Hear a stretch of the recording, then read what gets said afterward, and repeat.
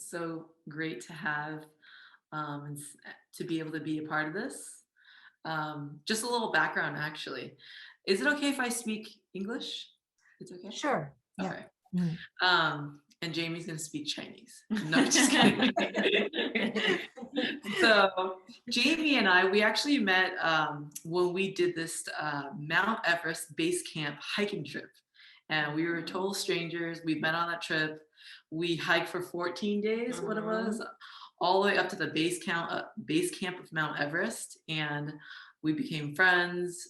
She learned a little bit of the work I was doing. And I think, three months later, Jamie came out to visit Haiti and was like, that's it. I'm coming out. I'm coming out with you. And so we lived in Haiti together for 9 months. And we had a lot of... Yeah, most of 2018. So we did I did my first visit to Haiti in January of 2018. And then shortly after, Jen and I moved there, probably, I think it was the end of February. And then we spent the rest of the year there together. And then I came back at the end of 2018. And Jen stayed for a while after that, right? Yeah, for about 2 more years. Yeah, I stayed for about 2 more years. Jamie is now back in America. She still volunteers with Hope Start doing accounting, but she works back in an accounting firm. Yep. So, yeah. And as for me, I think that you guys got a little coverage of how I got into Hope Start. So tonight, I'm really going to focus on some more details about Haiti, about Hope Start, about the kids, and about the programs that we have. Feel free to let us know if you guys have questions throughout this. Stop us at any time. And so Jamie and I will just be sharing about our experiences there. I think we'll chime in as we go, but really I want to share more of what Hope Start International is about, the programs behind it, and we'll open up the floor for you guys to ask questions. We also prepared a little Creole tutorial at the end to work with you guys, because I know some of you, you guys are interested in tutoring English, and literally the kids talked to me today through Facebook Messenger. They're like, Jennifer, are we starting today? And I'm like, almost. I need to just do a little introduction with you guys. And so they're excitedly waiting to start these lessons. So I'm going to share my screen.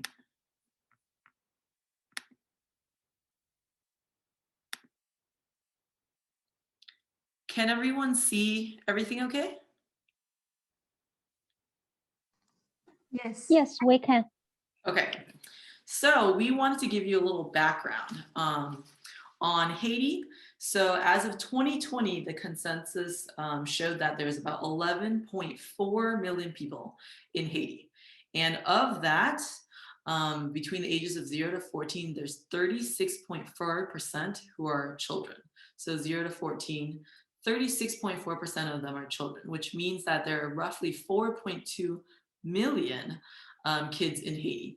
And the sad part about this is that Haiti, the lives of the people in Haiti, about 65% of those people live below the poverty line. So that's a huge chunk.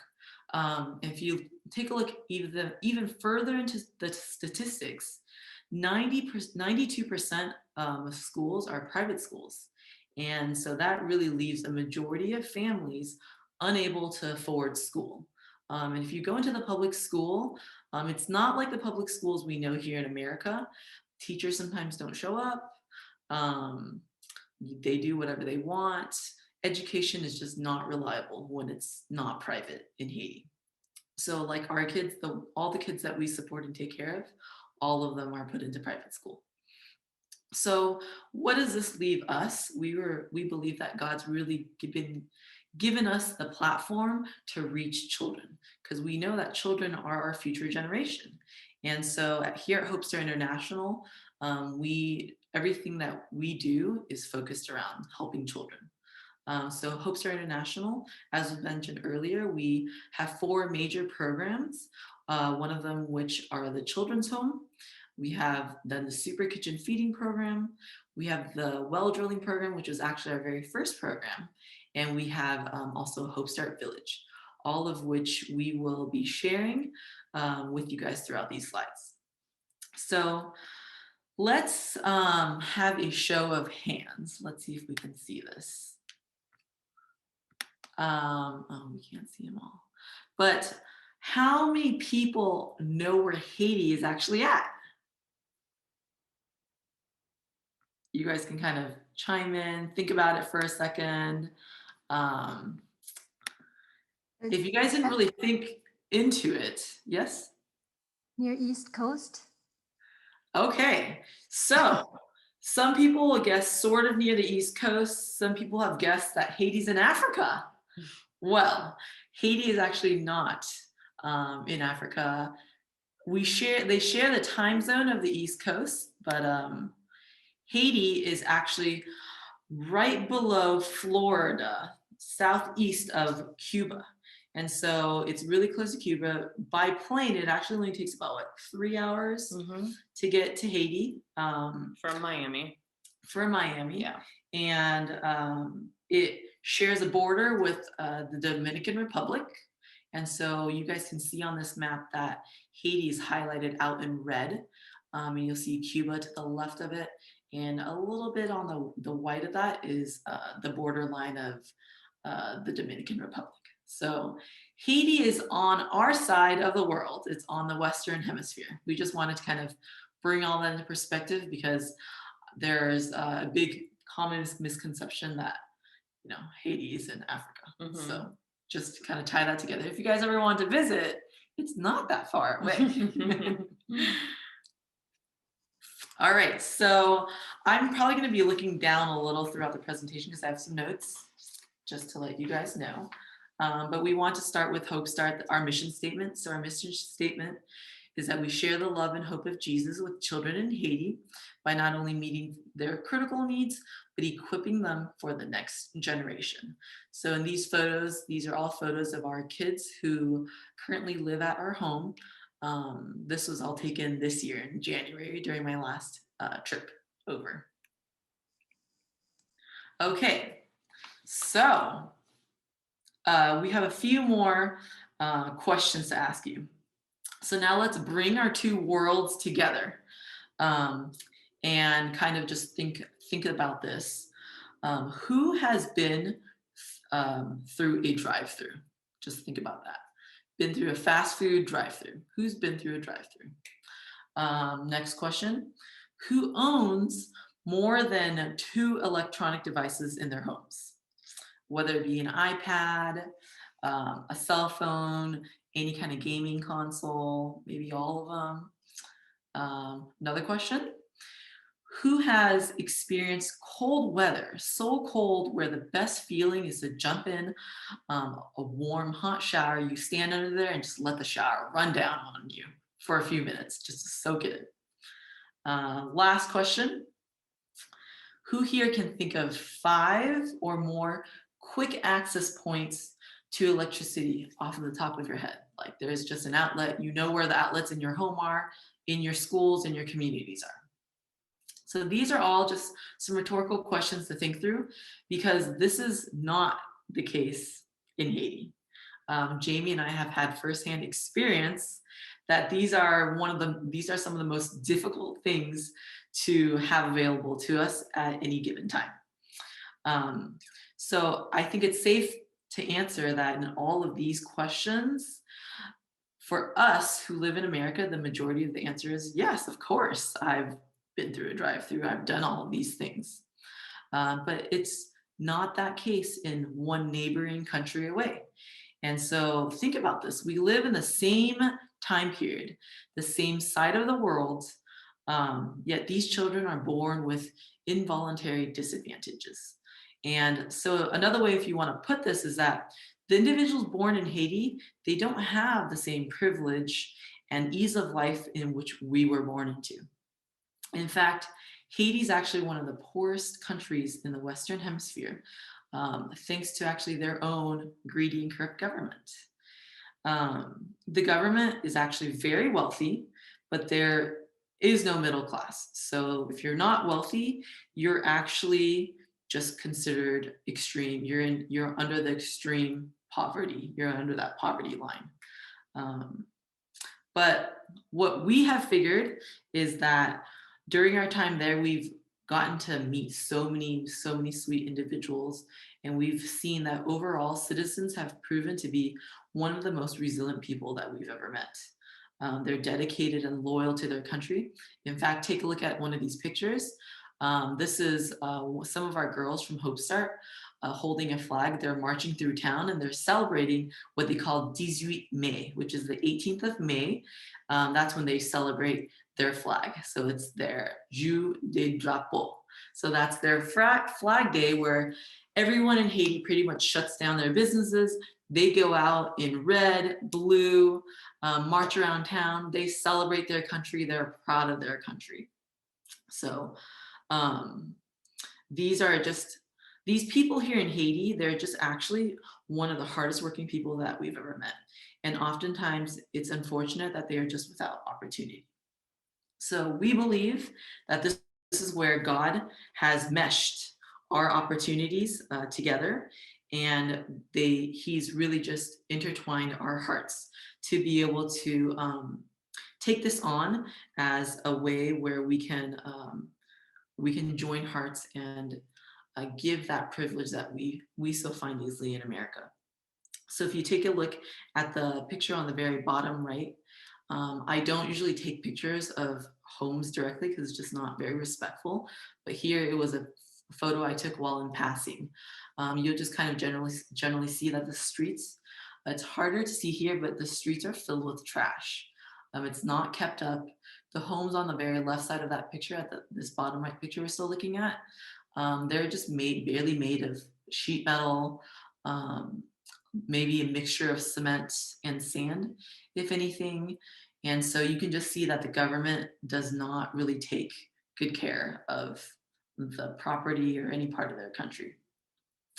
And if you take a look at the top right photo, that is called their drive-through access point. So you'll see these cute little goats strapped to the back. Well, that's food. So this is food that will go to someone's home or go somewhere where they will actually kill these animals. And so this is how they get their food. And so they do not have drive-through, unfortunately. Their food takes a long time to prepare. Oftentimes the women stay at home, and so they're the ones cooking, making sure that there's food on the table for the night. If you even go to a restaurant, Jamie, what is that experience like? 2-hour wait. Not a 2-hour wait to be seated, a 2-hour wait for your food to be ready. Yes. So we have almost this running joke that we think they go and kill the chicken when we order the chicken. So, but this is part of life in Haiti. It's part of the experience. And so if you take a look at this last picture, this is actually what Haiti really looks like. So if the country and the government, they took care of it, the beaches in Haiti are beautiful. Haiti is a beautiful, beautiful country. And so it's a paradise land of opportunity that's just not been stewarded very well. All right, so let's get into some of our programs. The first one we want to share with you is the feeding program. So this is an area where God has called us into an opportunity to share the privilege and the blessings that we have. We get to be the hands and feet of God's heart to these sweet souls.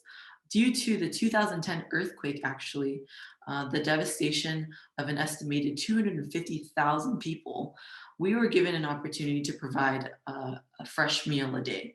So we now serve 11 locations in Jeremy. Jeremy is the town that Hope Start is located in. And so Jeremy has one hospital. And so we partner with the hospital, we partner with schools, we partner with churches, and we are able to cook and then deliver to ensure that these children in different pockets of town and different pockets of the community have at least one fresh, hot, nutritious meal a day so that they can focus on their study.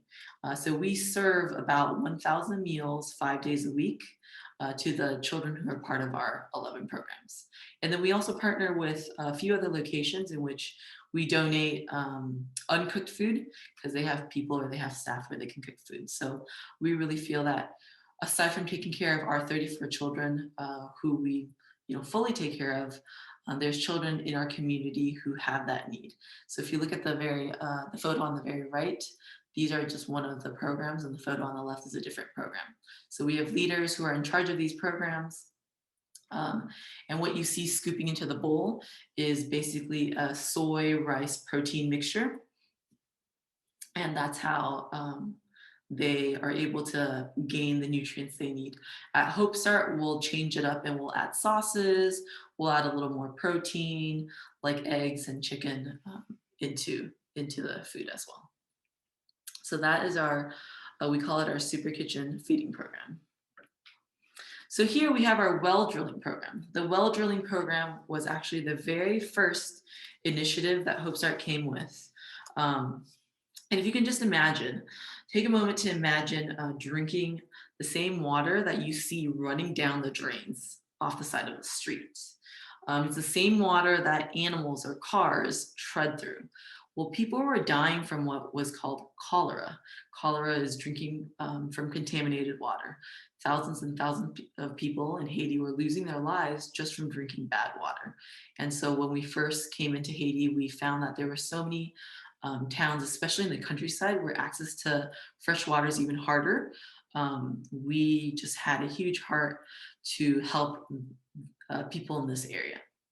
So if you guys knew a little bit of the well drilling process, it's not guaranteed actually that when you drill a well, you will find water. And so oftentimes it's a lot of prayer. It's a lot of prayer preparation into location, into the people group that we run into the need. And so far, thank you to God, every location we've drilled at, we've found water. And so here is a community in Deschamps. They're in the countryside where these children are now given access to clean water. We recently went back and asked how it was going. It's running amazing. You can just see that the people are more alive. They're more alive. They're telling us that, when you see stomach swelling, it's often because they're malnourished. It's often because they don't have good nutrients in their body, and body is a huge element, or water is a huge element in your body. So you can tell that just supporting this one initiative has already changed lives. So these pictures are some of the partners that we have. It costs actually only $4,500 to do a well. And this is from start to finish, including the drilling, the manual pump, all of the piping, the concrete the concrete pad, and all of the pump and the pieces. And so at $4,500, we're able to basically save a village for a very, very long time, as long as they can continue getting this fresh water out. So that is our well drilling program. So now we have the Hope Start Village. And you might see that these round, strange looking homes are real interesting. Well, they have a reason for that. So the Hope Start Village was actually conceptualized after the devastation of the 2016 Hurricane Matthew. The eye of the hurricane hit our town. It hit Jeremy, and homes that were made out of sheet metal. Now, these homes aren't sheet metal. The sheet metal are basically these flat, rigid roofs that Haitians will use to add to their wooden branches, tarps. Sometimes you find like half sand, half cement put together. So imagine using those materials and going through a Category 4 hurricane. Well, tons of homes were just destroyed. And so God opened another door of opportunity for us to be able to acquire a piece of land different than where Hope Start, the children's homes at.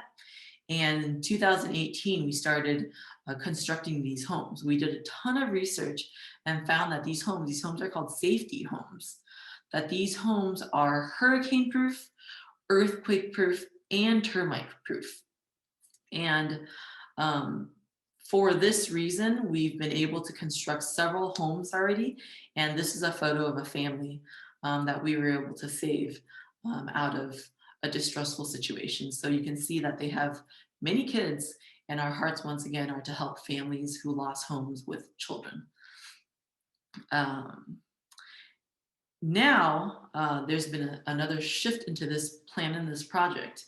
During what we considered a detriment and what we now call a worldwide pandemic, we actually were able to find relatives of some of the children we've been taking care of. Due to this devastation, it's been a blessing in disguise for Hope Start, because we have been able to locate families of these children that we've been taking care of, for the ones that we take care of 24/7.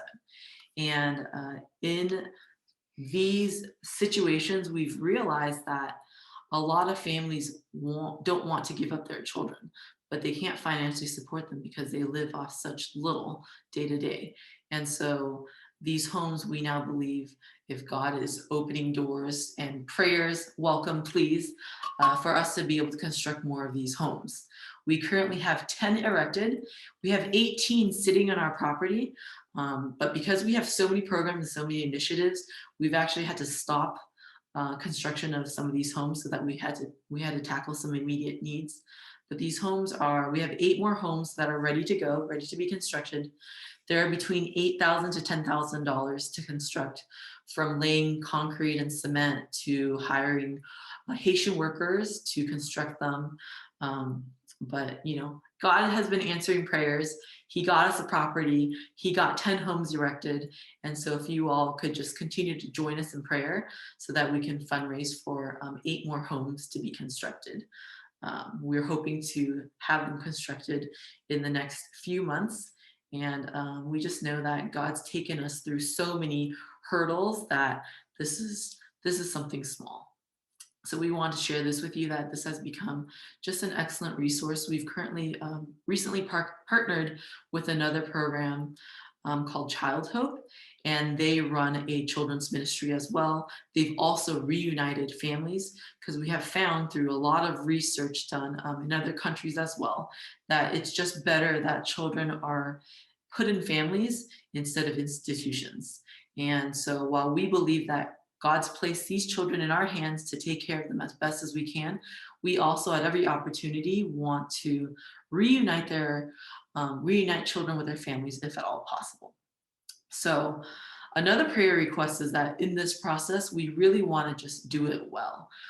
We are currently seeking to hire a psychologist and a social worker, so that we can carefully evaluate family members, to see if they're equipped in all areas to be able to take in these children. And if financial means is what comes down to, we want to be able to have the ready means to not only help this child, but to help them reunite with their families, and to give a proper roof over their families. And so these homes can house safely 8 to 10 people. Oftentimes there's more living in there, but they're very, very safe. And if we are able to reunite more families with these homes, we believe that as God is teaching us more about what to do and how to move forward, that this will come to be. And so the people living in these homes are very fortunate and very happy for the support that they've been given. So it's a huge opportunity that we've been given to do this.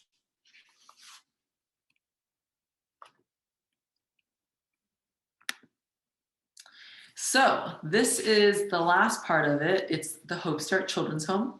And the children's home comes especially near and dear to Jamie and my hearts. This is where we spent the majority of our time with our 34 children. And here we've been given the opportunity to fully take care of them in all aspects, from education to food to medical to everything else in between. And my very first trip in 2016, I learned quickly that these kids were just wise beyond their years. And they were so mature from the many hardships and devastations they've had to go through and witness. Yet their joy and their outlook encouraged me and encouraged us.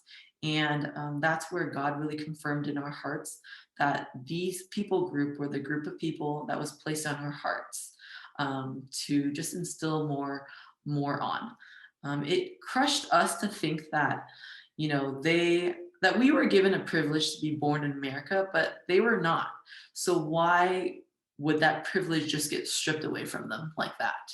And with the privileges that we've been able to take in with education, with our different gifts and talents, we want to give back to them. And they've just been so receptive of it since. These kids at Hope Start have now taken computer programs to financial programs with Jamie, to learning how to type, to iMovie, and now they're about to start English learning with all of you. And these kids are just absorbing everything they can, and you can just see that leaf turn when they ask questions, when they answer your questions with the quickness. And these children are just a huge part of the blessing actually that we get from being able to do this. And I know that as all of you get into this, that you guys will most definitely take the same kind of blessings that we've taken from being able to do this. So these are just some photos of our kids, the very right side of our kids taking typing classes. At the very bottom is a photo. They did a big community-wide event where they invited their teachers, their influencers, their friends in their communities to kind of share the blessings that they've gotten. They did an iMovie video, they did dances, they were able to fundraise for some food. We fundraised for some food, and I know some of you watching today, you guys are a part of that. This happened in 2019. And so it's just an amazing experience for these kids to be able to lead in their own communities. And at the very top of the photo is our kids going to go volunteer. We went to go plant aloe plants. These aloe plants are used in so many forms of medicine and different ways to help within the community. And so we were able to replant these aloe plants at Hope Start. We took care of them, let them grow, and then we would divide them out and share them with the community, and then they would plant the plants. And so this was another partnership we did with an organization in Jeremy. And so here is a story. That's one of the stories of one of our kids. Her name is guidlin. She's now 4 years old. If you take a look at the very bottom picture, this was without her clothes on. You see the ribs and the bones in her. She was actually 6 months old during that picture. And she really came to us looking more like she was only 3 months old, just from the malnutrition she had. She actually was in a horrible, her parents were actually in a very horrible car accident. Her mom was killed and her dad was severely injured. And so in our care, we've been able to kind of just instill Christian principles, raise her, teach her, and all these photos you see, the one on the right and the one on the very top are her most recent pictures from January of this year. And she's just so funny. She's so intelligent. She loves to get her hands involved in any type of help. She loves helping with chores. So, we really get to see a snippet of like a child going into the future of Haiti as a leader. And so this one is she's always just been very special. She's a very special kid. Yeah, very special kid. From the very beginning, when she learned how to talk, you can just tell her mind was just churning, and she loved to ask you questions. She loved to follow you around. And so she's just thriving today. And here are some more photos of the children. These are some of the children you guys and girls will actually be working with. At the very top are some of the older boys. The bottom are some of the older girls. They still come to our Bible study. They come 3 times a week. And on the 3rd time, they actually lead the Bible study taught by our pastor. So our pastor disciples them. He teaches them lessons, applications. This keeps them accountable. And so these guys and girls are a part of our teen Bible study program. But along with this, we just want to share with you some familiar faces. These are the kids that have grown up in Hope Start. A lot of them have been reunited to their homes, so they're still adjusting. They're having a tough time adjusting, and we're just trying to give them the same blessings and needs as they had when they were with us at Hope Start. But we continue to fully support them. Not only do we support them now, we realize that in their families need a little bit of support too. And as long as God is opening doors for us to have the opportunity to just share more of the ultimate goal, which is sharing the gospel, we're now able to share it not just with the kids, but with these family members who are coming to realize that meeting these physical needs for them is actually taking them much further. And we're hoping that the families who don't really know God will come to know God, that these kids will be filled with such information and encouragement that they will get to continue to share with their communities from where they live and with their family members. And so really, all of our platforms are really used so that we can cast that net out in sharing the gospel with as many people as possible. You know, in Haiti, a lot of people are Christian or religious, they believe in God, but they don't really have that relationship that we've come to learn and understand about God. And so we're hoping that through our initiatives and through you guys being able to help with English class and tutoring and just being able to equip these children with more, that they will get to share with their families, that they will get to share the gospel and reach more people in their community. And so we've already been sharing with all of you that family reunification has just been something that's come about very recently.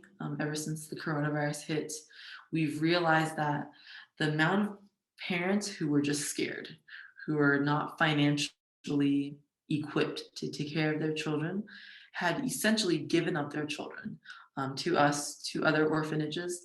And unlike the lucky ones with us, some children have really been exploited. And that's why there's a worldwide movement now to take children away from institutions, because a lot of the children who are in institutions are not treated well. We're on that very opposite outlier where we take care of our children beyond their needs, but we've come to realize too that family is really still the purpose, the point. And so we want to do everything we can to keep kids in their families. We want to continue to ask all of you to come in and pray with us as we try and meet these financial goals, because bringing children back into their families actually costs more money. But, you know, with God, anything's possible. And so we ask that you join us in prayer for protection and evaluation of these kids going back into their homes who are not in their homes yet, for emotional, spiritual, and physical protection. So this is just a very sensitive area that we are now navigating through. And so all the prayers will be completely appreciated. All right, so I'm sure by now, some of you are wondering, how can I help? In Haiti, because things are so hard to carry over, so hard to bring over, finances are just an area that's in huge need.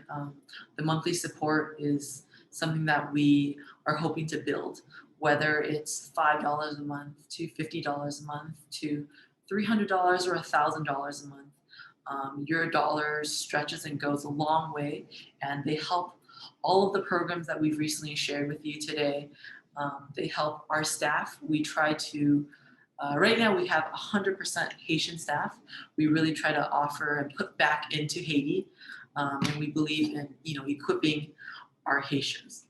So all financial contributions, about 95% of it goes directly back into Haiti.